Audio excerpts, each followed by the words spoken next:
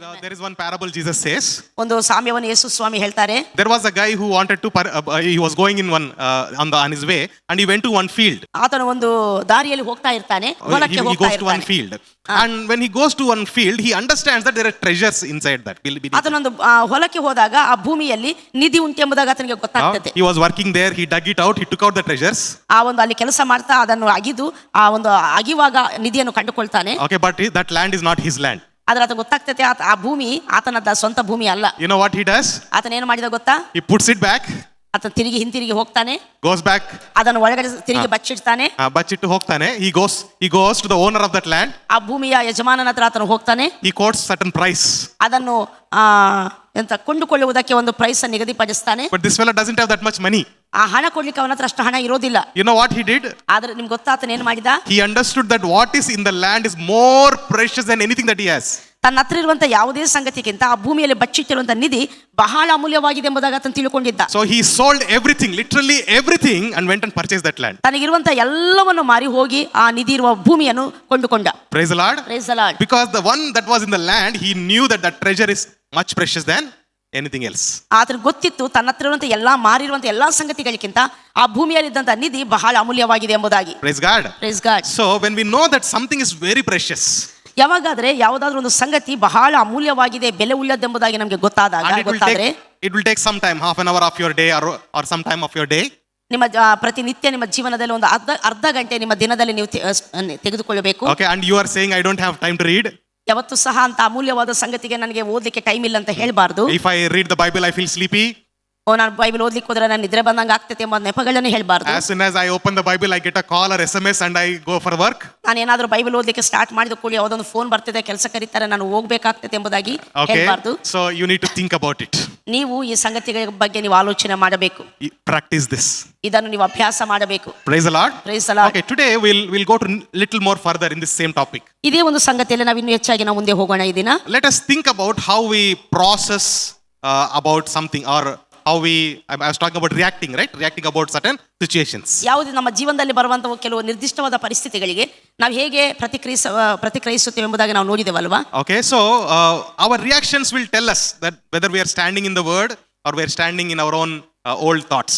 ನಾವು ನಮ್ಮ ಪ್ರತಿಕ್ರಿಯೆ ಹೇಳ್ತೈತೆ ನಾವು ದೇವರ ವಾಕ್ಯದ ಮೇಲೆ ನಿಂತುಕೊಂಡಿದ್ದೇವಾ ಅಥವಾ ನಮ್ಮ ಸ್ವಂತ ಯೋಚನೆಗಳ ಮೇಲೆ ನಿಂತುಕೊಂಡಿದ್ದೇವಾ ಎಂಬುದಾಗಿ. Okay, but why do we think in certain way? ಯಾಕೆ ನಾವು ಪ್ರತಿಕ್ರಿಯಿಸುವ ರೀತಿಯಲ್ಲಿ ಆ ರೀತಿಯಲ್ಲಿ ನಾವು ಆಲೋಚನೆ ಮಾಡುವಂತವರಾಗಿರ್ತೇವೆ. Okay, each of us will react in different way, right? ನಾವು ಒಬ್ಬೊಬ್ಬರು ಸಹ ನಮ್ಮ ಪರಿಸ್ಥಿತಿಗಳಿಗೆ ಬೇರೆ ಬೇರೆ ವಿಧಾನದಲ್ಲಿ ನಾವು ಪ್ರತಿಕ್ರಿಯಿಸ್ತೇವೆ. Why do we think what we think? Why do we think in that way? ನಾವು ಹಾಗೆ ಪ್ರತಿಕ್ರಿಯಿಸುವಂತ ಯೋಚನೆಗಳು ಆ ರೀತಿ ಯೋಚನೆ ನಮ್ಮಲ್ಲಿ ಯಾಕೆ ಇರ್ತೈತೆ? Okay, it is because of two things. ಅದು ಎರಡು ಸಂಗತಿಗಳಿಂದ ಎಂಬುದಾಗಿ. Okay, one is because of our experiences, past experiences. ಒಂದು ಸಂಗತಿ ಏನಂದ್ರೆ ನಮ್ಮ ಹಿಂದಿನ ಅನುಭವಗಳು. Okay, and the past beliefs. ಹಿಂದಿನ ನಂಬಿಕೆಗಳು. Okay, past experiences and past beliefs. ಹಿಂದಿನ ಅನುಭವಗಳು ಮತ್ತು ಹಿಂದಿನ ನಂಬಿಕೆಗಳು. For example, ಉದಾಹರಣೆಗೆ you got cough and cold. Example, ನಿಮಗೆ ಶೀತ ಕಫ ಆಗಿದೆ ಅಂತ ಎಣಿಸಿ you took cetirizine. ನೀವೊಂದು ಸಿಟ್ರಿಜಿನ್ ಟ್ಯಾಬ್ಲೆಟ್ ತಗೊಳ್ತೀರಾ. Immediately it's reduced. ಕೂಡಲೇ ನಿಮ್ಮ ಶೀತ ಅದು ಕಮ್ಮಿ ಆಗ್ತದೆ. Your experience with cetirizine is very nice. ನೀವು ಸಿಟ್ರಿಜಿನ್ ಬಗ್ಗೆ ಬಹಳ ಒಳ್ಳೆ ಅನುಭವವನ್ನು ಹೊಂದಿದವರಾಗಿದ್ದೀರಿ. Next time you get cough and cold. ಇನ್ನೊಂದು ಸಾರಿ ನಿಮಗೆ ಶೀತ ಕಫ ಆದ್ರೆ okay, what will you do? ನೀವೇನ್ ಮಾಡ್ತೀರಾ? You will again use same tablet, same cetirizine. ತಿರುಗಿ ನೀವೇನ್ ಮಾಡ್ತೀರಾ? ತಿರುಗಿ ಸಿಟ್ರಿಜಿನ್ ಅನ್ನು ಯೂಸ್ ಮಾಡ್ತೀರಾ. Okay, so with your experience, ಯಾಕಂದ್ರೆ ಅದು ನಿಮ್ಮ ಅನುಭವ. Okay, you have believed that cetirizine is good. ನೀವು ಮತ್ತೆ ಅಷ್ಟು ಮಾತ್ರ ಅಲ್ಲ, ಆ ಸಿಟ್ರಿಜಿನ್ ಒಳ್ಳೆಯದೆಂಬುದಾಗಿ ಕೆಲಸ ಮಾಡ್ತೈತೆ ಎಂಬುದಾಗಿ ನೀವು ನಂಬಿದ್ದೀರಾ. Okay, so with your experience you believed.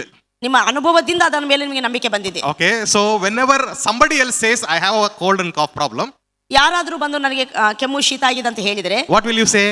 ನೀವೇನ್ ಹೇಳ್ತೀರಾ? Take cetirizine, it will go. ಸಿಟ್ರಿಜಿನ್ ತಗೊಳ್ಳಿ, ಅದು ಹೋಗ್ತದೆ ಎಂಬುದಾಗಿ ಹೇಳ್ತೇವೆ. Okay, see, that is how we think and process every time. ನಾವು ಪ್ರತಿ ಸಾರಿ ಹಾಗೆ ಯೋಚನೆ ಮಾಡ್ತೀವಿ, ಹಾಗೆ ತಿಳಿದಿರುವಂತವರಾಗಿರ್ತೀವಿ. But there is a great danger for all believers in this.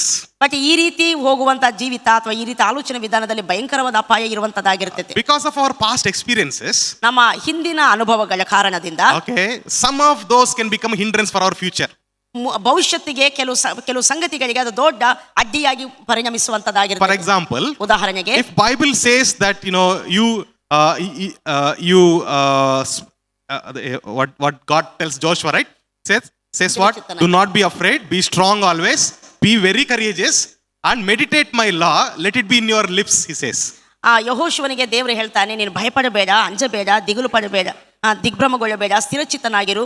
ಮೋಶೆ ಮೂಲಕ ನಾನು ಕೊಟ್ಟಿರುವಂತಹ ಧರ್ಮಶಾಸ್ತ್ರವನ್ನು ಹಗಲು ರಾತ್ರಿ ಧ್ಯಾನಿಸು, ಅದು ಯಾವಾಗಲೂ ನಿನ್ನ ಬಾಯಲ್ಲಿ ಇರಲಿ ಎಂಬುದಾಗಿ. Okay, and when you do accordingly, you will not face any opposition. Nobody can stand in front of you. ಹೀಗೆ ನೀನು ಮಾಡಿದರೆ ಯಾವುದೇ ವಿರೋಧವನ್ನು ಸಹ ನೀನು ಎದುರಿಸಬಹುದು, ಯಾರು ನಿನ್ನ ಮುಂದೆ ನಿಲ್ಲಿಕ್ಕಾಗುವುದಿಲ್ಲ. And whatever land you step into, I have given you, he says.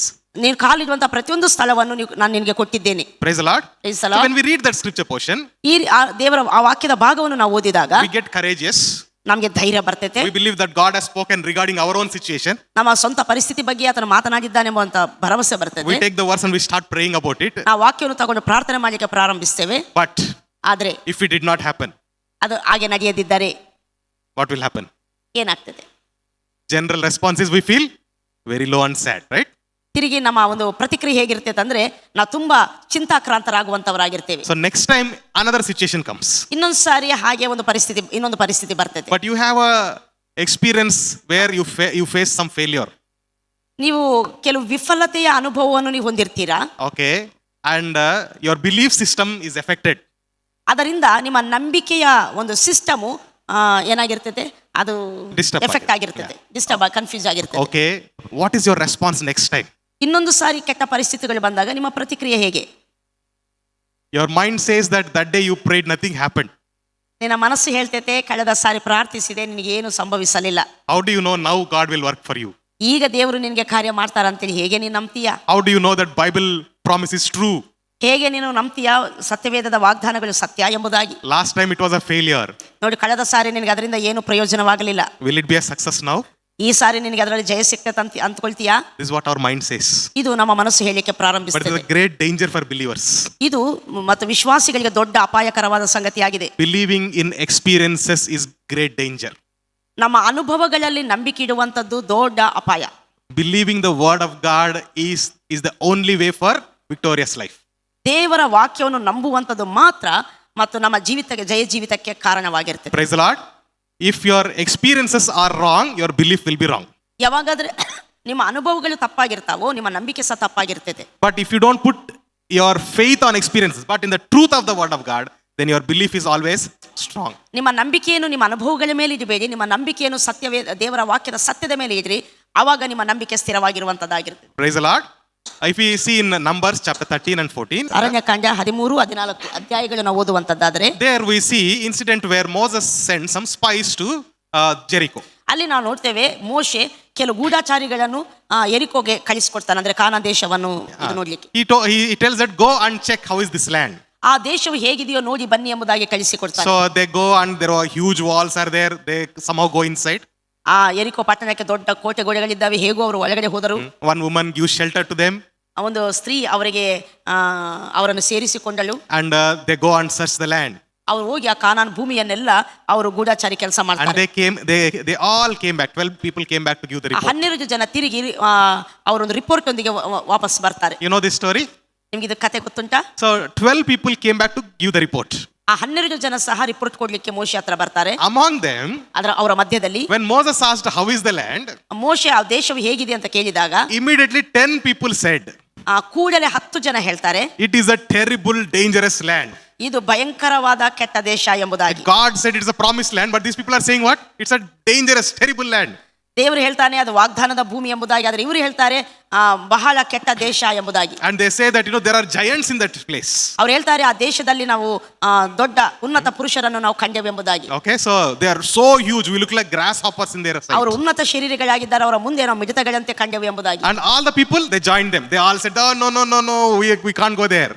ಅವರ ರಿಪೋರ್ಟ್ ಅನ್ನು ಹೇಳಿದ ಕೂಡಲೇ ಎಲ್ಲ ಇಸ್ರೇಲ್ ಸಮಾಜವೆಲ್ಲ ಅವರ ಜೊತೆ ಸೇರಿಕೊಂಡು ಅವರ ಆ ದೇಶವನ್ನು ನಾವು ಹೋಗಲಾರೆವೆಂಬುದಾಗಿ ಅವರು ಬೊಬ್ಬೆ ಹೊಡೆದರು. Everybody started to scold Moses. ಎಲ್ಲರೂ ಸೇರಿ ಮೋಶೆಗೆ ಬೈಲಿಕ್ಕೆ ಪ್ರಾರಂಭಿಸ್ತಾರೆ. They say that why you brought us out of that slavery. ನಮ್ಮನ್ನು ಯಾಕೆ ಆ ಒಂದು ಐಗುಪ್ತ ದೇಶದಿಂದ ಬಿಡುಗಡೆ ಮಾಡಿ ಇಲ್ಲಿ ಸಾಯಿಸಲಿಕ್ಕೆ ತಂದಿದೆ ಎಂಬುದಾಗಿ. Okay, why do you think these people said that there are giants in that land? ಯಾಕೆ ಆ ಜನರು ಅಲ್ಲಿ ಉನ್ನತ ಶರೀರಗಳಿದ್ದಾರೆ ಎಂಬುದಾಗಿ ಹೇಳಿದರು? Because of their past experience. ಯಾಕಂದರೆ ಅವರ ಹಿಂದಿನ ಅನುಭವ. Okay, they have seen Noah's stories, how flood came, how there were giants in that land. The word of God says giants were there before the flood and also after the ದೇವರ ವಾಕ್ಯ ಹೇಳ್ತೈತೆ ಆ ಜಲ ಪ್ರಳಯಕ್ಕೆ ಮುಂಚೆನೂ ಉನ್ನತ ಶರೀರಗಳಿದ್ದರು, ನಂತರ ನಿದ್ರೆ ಎಂಬುದಾಗಿ. ಆದ್ದರಿಂದ ಇವರು ಆ ಶರೀರಗಳ ಬಗ್ಗೆ ಕೇಳಿದ್ದಾರೆ, ಆದ್ದರಿಂದ ಅವರು ಇದ್ರೆ ಜಯ ಕಾಣಲ್ಲ ಎಂಬುದು ಅನುಭವ ಅವರದ್ದು. They know the stories. ಅವ್ರಿಗೂ ಈ ಕಥೆಗಳು ಗೊತ್ತುಂಟು. In those days, ಆ ದಿನಗಳಲ್ಲಿ it is Jewish culture to tell the experiences and goodness of God to the next generation. ಯಹೂದ್ಯಗಳ ಒಂದು ಕಲ್ಚರ್ ಇದು ಏನಂದ್ರೆ, ಅವರಿಗೆ ದೇವರು ಮಾಡಿರುವ ಉಪಕಾರಗಳಾಗಿರ್ಬೋದು, ಹಿಂದೆ ನಡೆದಂತ ಅನುಭವಗಳ ಸಂಗತಿಗಳಾಗಿರ್ಬೋದು, ತಮ್ಮ ಮಕ್ಕಳಿಗೆ ಮುಂದಿನ ಪೀಳಿಗೆಗೆ ಹೇಳುವಂತ ಅಭ್ಯಾಸ ಅವರಲ್ಲಿ. And they also used to store in the clay tablets. ಮತ್ತು ಅವುಗಳನ್ನು ಬರೆದು ಅವುಗಳನ್ನು ಅವರು ಭದ್ರಪಡಿಸ್ತಾ ಇದ್ರು.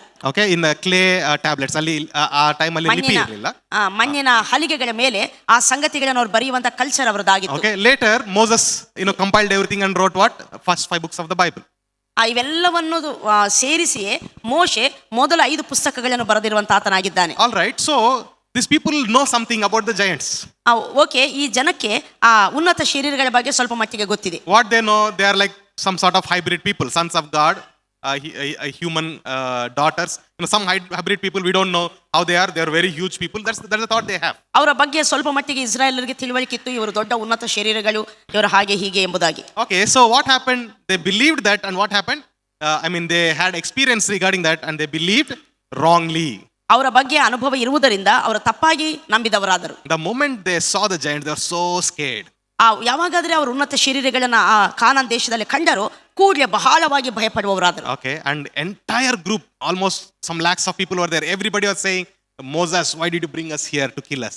ಕೂಡಲೇ ಅಲ್ಲಿರುವಂತಹ ಎಲ್ಲಾ ಜನರು, ಇಡೀ ಇಸ್ರಾಯೇಲ್ ಸಮಾಜ ಭಯಪಟ್ಟು ಮೋಶೆಗೆ ವಿರುದ್ಧ ಗುಣಗುಟ್ಟಲಿಕ್ಕೆ ಪ್ರಾರಂಭಿಸಿದರು. ಮೋಶೆ ಯಾಕೆ ನಮ್ಮನ್ನು ಇಲ್ಲಿಗೆ ಕರ್ಕೊಂಡು ಬಂದೆ ಎಂಬುದಾಗಿ. Among them were 2 people. ಆದರೆ ಅವರ ಮಧ್ಯದಲ್ಲಿ ಇಬ್ಬರು ನಾವು ನೋಡ್ತೇವೆ. Who are they? ಅವರು ಯಾರು? Joshua and Caleb. You know what they did? ಯೆಹೋಶುವ ಕಾಲೇಬರು. ಅವರು ಏನು ಹೇಳಿದರು? They went in front of the crowd and tore their dresses. ಅವರು ಆ ಇಡೀ ಇಸ್ರಾಯೇಲ್ ಸಮಾಜದ ಎದುರಲ್ಲಿ ಹೋಗಿ ಅವರ ಬಟ್ಟೆಗಳನ್ನು ಹರಿದುಕೊಂಡವರಾಗಿ and shouted at them. ಅವರು ಬೊಬ್ಬೆ ಹಾಕಿ ಅವರು ಹೀಗೆ ಹೇಳ್ತಾರೆ, stop what you are speaking. ನೀವು ಏನು ಮಾತನಾಡ್ತಿದ್ದೀರೋ ನಿಲ್ಲಿಸಿರಿ ಎಂಬುದಾಗಿ. They gave the report. ಅವರು ಒಂದು ರಿಪೋರ್ಟ್ ಅನ್ನು ಕೊಡ್ತಾರೆ, saying that this land is ours. ಅವರು ಹೇಳ್ತಾರೆ ಈ ಭೂಮಿ ನಮ್ಮದು ಎಂಬುದಾಗಿ. God has given this land to us. ಈ ದೇಶವನ್ನು ದೇವರು ನಮಗೆ ಕೊಟ್ಟಿದ್ದಾನೆ. It's a land of milk and honey. ಅದು ಹಾಲು ಜೇನು ಸುರಿಯುವಂತ ಸುಂದರ ದೇಶ. This is a flourishing place. ಇದು ಬಹಳ ಅಭಿವೃದ್ಧಿ ಇರುವಂತ ದೇಶ. We can together defeat all these people. ನಾವು ಈ ದೇಶ ಜನರನ್ನೆಲ್ಲ ನಾವು ಹೊರಡಿಸಿ ಬಿಡುತ್ತೇವೆ ಎಂಬುದಾಗಿ. Praise the Lord. Praise the Lord. What is the experience that they had about giants?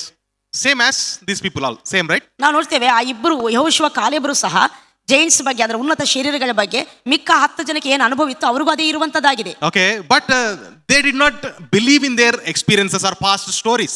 ಆದರೆ ಹಿಂದಿನ ಕಥೆಗಳ ಬಗ್ಗೆ, ಅವರ ಹಿಂದಿನ ಅನುಭವಗಳ ಬಗ್ಗೆ ಮೇಲೆ ಅವರ ನಂಬಿಕೆ ಅವರ ಆಧಾರಗೊಂಡಿರಲಿಲ್ಲ. They looked at God.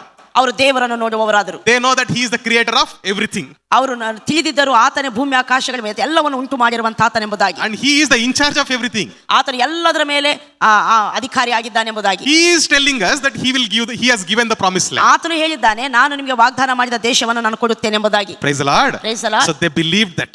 ಅವರು ಅದನ್ನು ನಂಬಿದ್ದಾರೆ. That's why they could stand strong in front of the lakhs of the people who are blaming Moses. ಲಕ್ಷಗಟ್ಟಲೆ ಜನರ ಎದುರಲ್ಲಿ ಅವರು ಸ್ಥಿರವಾಗಿ ಧೈರ್ಯವಾಗಿ ನಿಂತುಕೊಂಡು ಮಾತಾಡಿದರು. Praise God. Praise God. 2 people strengthened all this group, entire group. ಇಡೀ ಆ ಇಬ್ಬರು ಜನರು ಇಡೀ ಇಸ್ರಾಯೇಲ್ ಸಮಾಜವನ್ನು ಬಲಪಡಿಸಿದರು. Praise God. What is the result of it? ಅದರ ಪರಿಣಾಮವೇನು? What is the end result?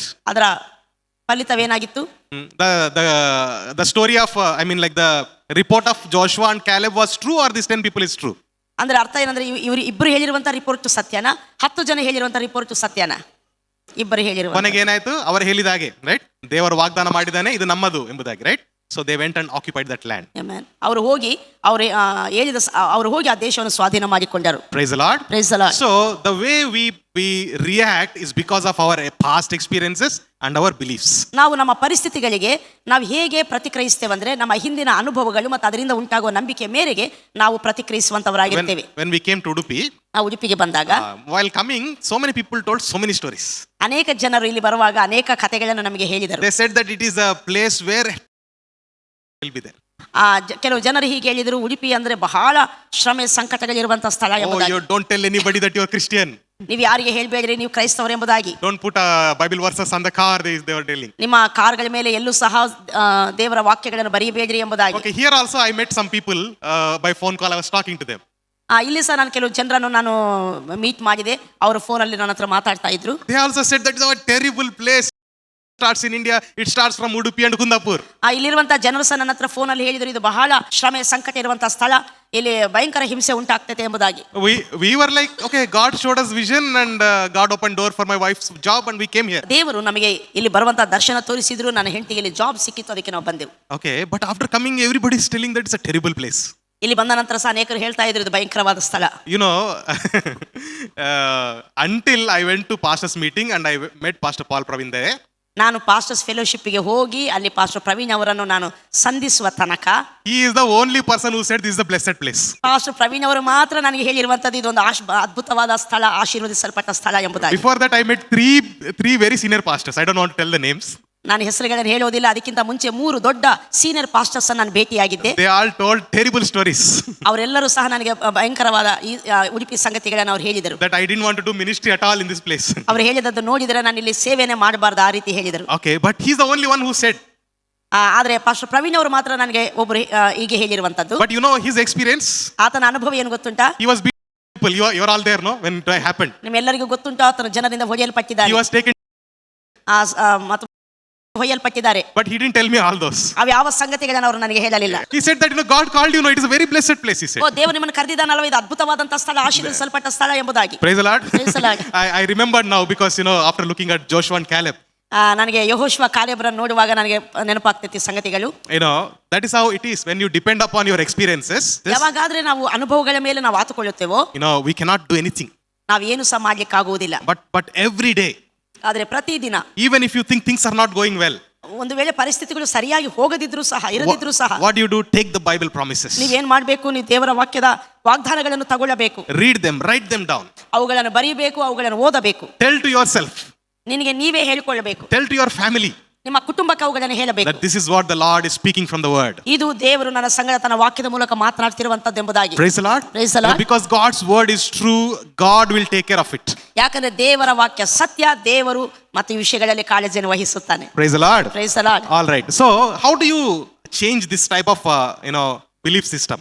ಈ ರೀತಿ ಅನುಭವಗಳಿಂದ ಉಂಟಾಗುವ ನಂಬಿಕೆಯ ಒಂದು ಸಿಸ್ಟಮ್ ಅನ್ನು ಹೇಗೆ ನಾವು ಬದಲಾಯಿಸುವಂತದ್ದು? The best way is to worship the Lord, thank him for everything. ಅದರಲ್ಲಿ ಒಂದು ಶ್ರೇಷ್ಠವಾದ ಮಾರ್ಗ ಅಂದ್ರೆ ಅನುಭವಗಳಿಂದ ಉಂಟಾಗುವ ನಂಬಿಕೆಯಿಂದ ಬಿಡುಗಡೆ ಹೊಂದಲಿಕ್ಕೆ ಇರುವಂತ ಶ್ರೇಷ್ಠವಾದ ಮಾರ್ಗ ಕರ್ತನನ್ನು ನಾವು ಆರಾಧನೆ ಮಾಡುವಂತದ್ದು. Praise the Lord. Praise the Lord. What should we do? ನಾವೇನ್ ಮಾಡ್ಬೇಕು? Worship the Lord, thank the Lord for what he has given you. ಆತನು ನಮಗೆ ಏನು ಕೊಟ್ಟಿದ್ದಾನೋ ಅದಕ್ಕಾಗಿ ಕರ್ತನಿಗೆ ನಾವು ಕೃತಜ್ಞತೆಯನ್ನು ಸಲ್ಲಿಸಬೇಕು. Okay, if you look at what you don't have, ನಿಮಗೆ ಏನು ಇಲ್ಲವೋ ಅದನ್ನು ನೀವು ನೋಡುವಂತದ್ದಾದರೆ, we actually don't have a lot of things. ಅನೇಕ ಸಂಗತಿಗಳು ನಮಗೆ ಇರುವುದಿಲ್ಲ. Okay, whatever lack or whatever trouble that we have, if you look at those, it's very scary.